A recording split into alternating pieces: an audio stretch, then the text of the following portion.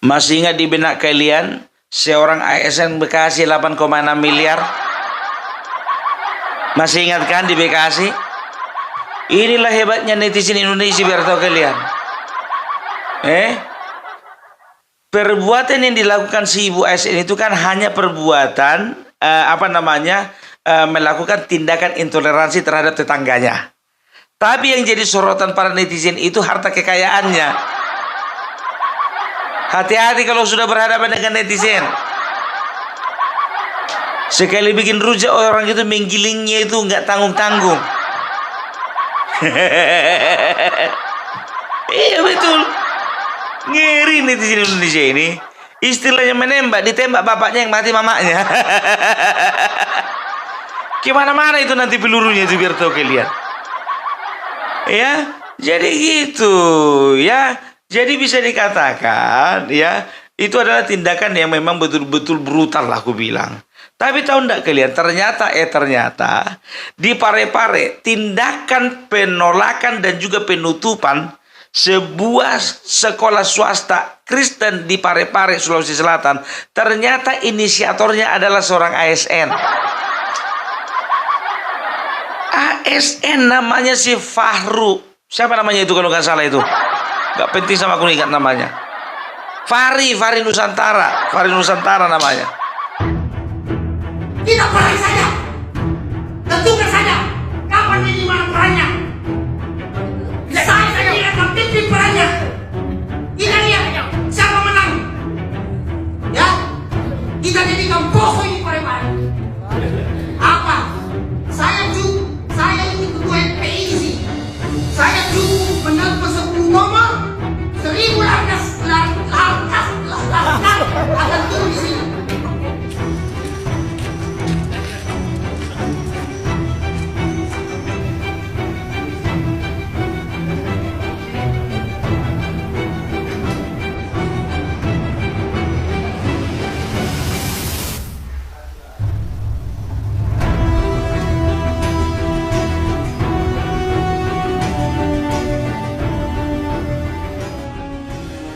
Ya, Fahri Nusantara ini orang ya, jujur aja aku mau soroti dulu beberapa poin yang disampaikannya ya di dalam pertemuan dia dengan beberapa orang di sana ya. Yang pertama, ini orang manusia nggak punya otak. Nggak punya otak kalau aku bilang. Coba bayangkan ya, dia itu adalah seorang aparatur sipil negara ya. Seorang aparatur sipil negara, ketika dia diambil sumpah, dia bersedia untuk setia terhadap Undang-Undang Dasar 45 dan juga dengan Pancasila, ya. Jadi sekarang yang jadi pertanyaannya, ya, kenapa kau nekat menabuh genderang perang di tengah-tengah masyarakat Kota Parepare?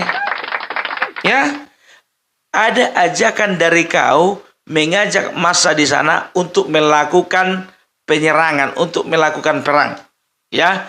Dan kau katakan apa? Kalau perlu Parepare ini kita bikin seperti Poso. Nggak punya otak kau, nggak punya otak. Ya, kau tuh nggak punya hati, nggak punya nurani. Makanya kau seenakmu aja ngomong. Ya. Sekarang begini, ini jadi pusat perhatian ya Bapak ya, Bapak Kapolri, Bapak Presiden Joko Widodo, dan Bapak Presiden terpilih Bapak Prabowo Subianto. Tolong Pak, orang ini yang namanya Fahri Nusantara ini harus ditangkap sekarang juga. Karena apa? Karena dia sudah melakukan tindakan-tindakan yang menyesatkan. Tindakan-tindakan yang mengarahkan orang untuk mati konyol. Ya. Dia berencana ya akan merubah Kota Parepare seperti Poso. Bagi yang nggak tahu ya, beberapa tahun yang lalu ada kerusuhan ya, kerusuhan yang didasarkan oleh agama ya. Jadi bisa dikatakan ini adalah kerusuhan yang paling mengerikan. Akibat kerusuhan ini, banyak korban jiwa berjatuhan dari masing-masing kelompok. Hal tersebut mendorong kedua belah pihak untuk melakukan perdamaian guna mengakhiri perpecahan yang berkelanjutan. Salah satu usaha perdamaian yang efektif ialah Deklarasi Damai Malino I pada bulan Desember tahun 2001 yang merupakan inisiatif dari Pendeta Ato Bondo.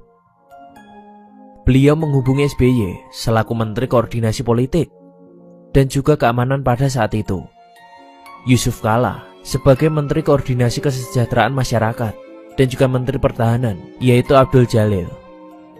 Inisiatif tersebut diterima baik dan segera ditindaklanjuti dengan ditunjuknya Yusuf Kala sebagai pemimpin mediator di Poso. Dalam proses penanganannya, pemerintahan pusat berperan sebagai fasilitator dan juga mediator dalam usaha dilakukannya perdamaian di Poso. Kemudian, diadakanlah pertemuan pada tanggal 18 Desember hingga 20 Desember tahun 2001. Pertemuan ini diadakan sekaligus untuk melaksanakan mediasi antar kedua belah pihak yang bertikai. Pertemuan ini diadakan di Malino, Kabupaten Goa, Sulawesi Selatan, dan diikuti oleh peserta dari kelompok M dan juga kelompok K, masing-masing 25 peserta sebagai mediator. Dan hasil dari pertemuan ini membuahkan sebuah kesepakatan untuk mengakhiri konflik dan juga bekerja sama dalam menjaga perdamaian di Poso. Itu dia kisah mengenai konflik yang terjadi di Poso pada saat itu. Melalui rentetan peristiwa yang terjadi, kita dapat menyadari bahwa persoalan mengenai etnisitas dan juga agama di Indonesia. Jadi ini manusia ingin membuat kota Parepare sama seperti Poso.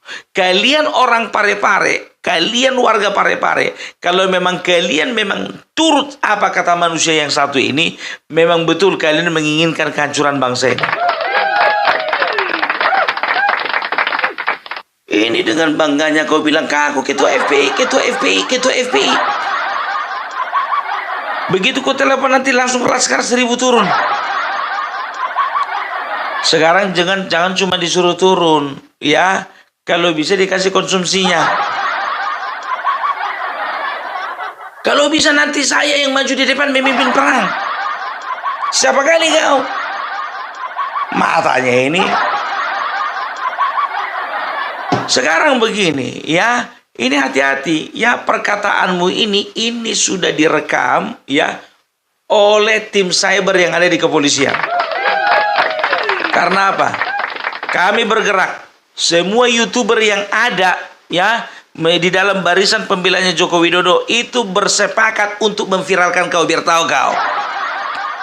Biar sekalian kau terkenal. Heran aku ngelihat. Ini Bapak tolonglah dulu Pak, ya, kalau untuk kedepannya ini jadi evaluasi lah untuk Kementerian Pendayagunaan Aparatur Negara. Tolonglah orang-orang yang akan menjadi PNS, menjadi ASN, diberikan tes wawasan kebangsaan. Ya, coba bayangkan kalian, seorang ASN, dia mengaku dengan bangganya ketua FPI. Padahal kita tahu bahwasanya FPI adalah organisasi terlarang, ya, yang yang sudah dilarang keberadaannya di Indonesia, ya, walaupun sudah berganti nama dan secara dasar hukum dan juga anggaran dasar dan juga secara undang-undang sah karena mereka berganti nama walaupun singkatannya sama, tapi perlu dicurigai ada apa seorang ASN menjadi ketua FPI. Ini harus dipertanyakan, ya kan? Apa yang menjadi apa keistimewaan dia gitulah. Ya, makanya aku bilang hati-hati kau, ya. Pokoknya kau harus viral. Kau ajak masyarakat itu untuk berbondong-bondong bersiap-siap untuk perang. Kau aja perang sendiri. Kalian tahu ndak, ya? Peperangan di Poso itu adalah salah satu peperangan yang mengerikan. Sekitar 370 meninggal dunia, 575 itu luka-luka berat, dan ada sekitar 1000 sekian orang yang kehilangan tempat tinggal. Itu ngerti ndak kau, kampret? Kau ajak-ajak orang perang, dengan coba bayangkan, ya, bayangkan kalian, itu forum bersama, ya.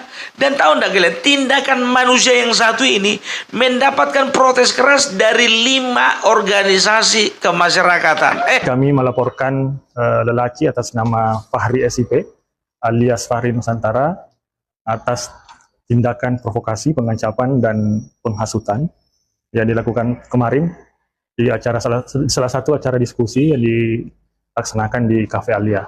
Pada intinya, potongan video yang beredar itu sudah sangat bisa untuk menangkap lelaki Fahri ini karena telah mengancam kerukunan dan perdamaian di Kota Parepare agar Fahri Nusantara ini ditangkap segera karena ini merupakan provokasi. Ya, organisasi kemasyarakatan. Ya, jadi kalau ku bilang maju terus bang. Ya, jangan kasih kendor yang namanya Fahri Nusantara harus bisa dijebloskan ke dalam penjara. Karena apa? Ini orang tindakannya sudah sangat meresahkan. Ini orang tindakannya sudah memecah belah. Ini orang tindakannya sudah sangat berbahaya.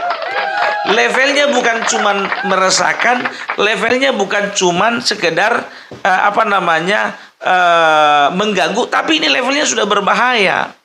Gitu loh. Karena apa? Dengan terang-terangan ini manusia ingin menciptakan perang yang sama dengan Poso.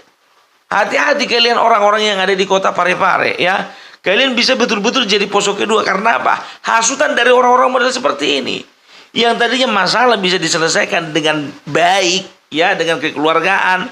Ya, mereka itu inginkan apa? Ya situasi-situasi seperti ini. Situasi-situasi perang seperti ini. Gitu loh ya. Jadi sekarang begini ya, ini masukan juga ini untuk Bapak kepolisian, Pak. Ya, jadi kalau bisa tolonglah Bapak juga sebagai aparat penegak hukum jangan berat sebelah, ya. Jangan kalau misalnya yang minoritas bikin masalah, contohnya langsung cepat-cepat kalian tangkap. Begitu mayoritas, ya, yang bikin masalah, ya tiba-tiba datang misalnya orang membuat kerusuhan, kalian diam-diam aja.